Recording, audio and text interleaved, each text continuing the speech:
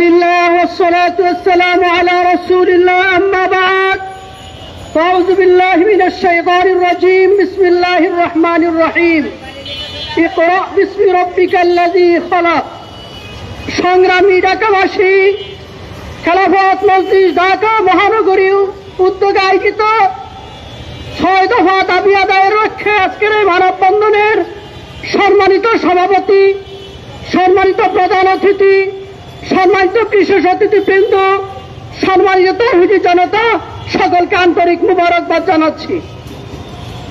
আমরা আজকে গভীরভাবে লক্ষ্য করছি যে ফ্যাসিস্ট হাসিনা সরকার পতনের পরে যাদেরকে আমরা ক্ষমতায় বসিয়েছিলাম তারা এখনো জুলাই সনদকে আইনি ভিত্তিতে টালবাহানা করছে।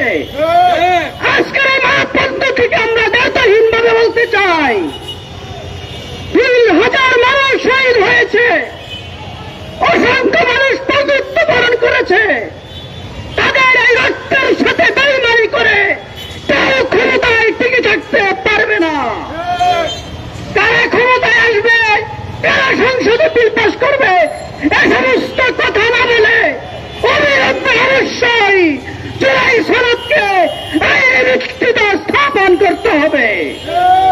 আমরা আরো লক্ষ্য করছি 92% মুসলিম অধ্যুষিত দেশে গায়ের শিক্ষক নিয়োগ দিচ্ছে, অথচ কোরআনের শিক্ষক নিয়োগ দেওয়া হচ্ছে না। আমরা বলতে চাই অবশ্যই কোরআনের শিক্ষক, ধর্মীয় শিক্ষক প্রাথমিক বিদ্যালয়গুলোতে নিয়োগ দিতে হবে।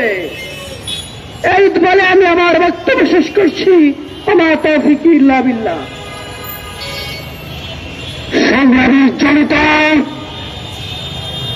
ফ্যাসিবাদ বিরোধী আন্দোলনে হাজার মানুষের শহীদের রক্তে রঞ্জিত আমাদের বিপ্লব, জুলাই বিপ্লবের সনদকে আইনি ভিত্তি দিতে হবে। জুলাই সনদের আইনি ভিত্তি সহ 6 দফা দাবিতে